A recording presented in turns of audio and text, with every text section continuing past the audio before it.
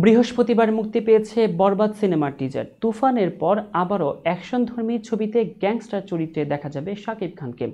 অন্যান্যদের মতো সিনেমার টিজার দেখেছেন শবনম বুবলী, অন্যদের মতো তারও মন কেড়েছে টিজারটি। বিস্তারিত শাহিদা আহমেদ জান্নাতীর ডেস্ক রিপোর্টে।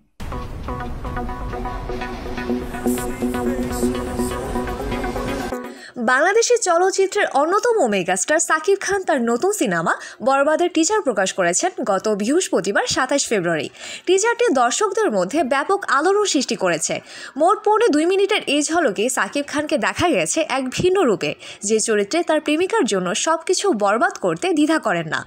টিজারের শুরুতেই একটি নারী কণ্ঠ বিদ্রোহী সুরে বলে ওঠে, "আমার মা হয়ে লজ্জা হয়"। এরপর চোখ ধাঁধানো বিলাসিতার মধ্যে লুকিয়ে থাকা অন্ধকারের সন্ধান মেলে, যখন এক অ্যাডভোকেট উচ্চারণ করেন উনি একজন ড্রাগ অ্যাডিক্টেড। আরেক নারী কণ্ঠযোগ করে উনি একজন রেপিস্ট। এই সৃষ্টিশীল টিজারটি পরবর্তী দৃশ্যে দর্শকদের সামনে হাজির করেছে সাকিব খানকে রক্তাক্ত শরীরে একটি গাড়ির বনেটে বসে।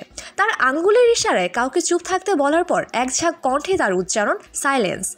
সাকিব খানের এই ভয়ঙ্কর রূপ দেখে মুগ্ধ হয়েছেন অনেকেই। টিজারটি দেখে নিজের প্রশংসা করেছেন নায়িকা শবনম বুবলী।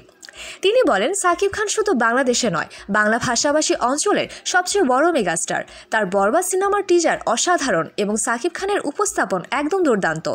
এছাড়া বরবাদ সিনেমার শুটিং মুম্বাইয়ের অধিকাংশ অংশে হয়েছে এবং সিনেমাটির অন্যান্য চরিত্রে অভিনয় করেছেন যিশু সেনগুপ্ত, মানব সচদেব, শহীদুজ্জামান সেলিম, মিশা সওদাগর প্রমুখ। কলকাতার নায়িকা নুসরাত জাহান সিনেমাটির একটি আইটেম গানে পারফর্ম করেছেন। সিনেমাটি আগামী ঈদ উল ফিতরে বাংলাদেশ সহ বিশ্বব্যাপী মুক্তি পাবে। এর সঙ্গে সাকিব খানের ভক্তদের জন্য রয়েছে এক আকর্ষণীয় সংলাপ, "আমি শুধু একটা জিনিসই ভাবি, নিতু শুধুই আমার"। বরবাদ সিনেমার প্রযোজনা করেছেন শাহরিন আক্তার সুমি এবং পরিচালনা করেছেন মেহেদী হাসান হৃদয়।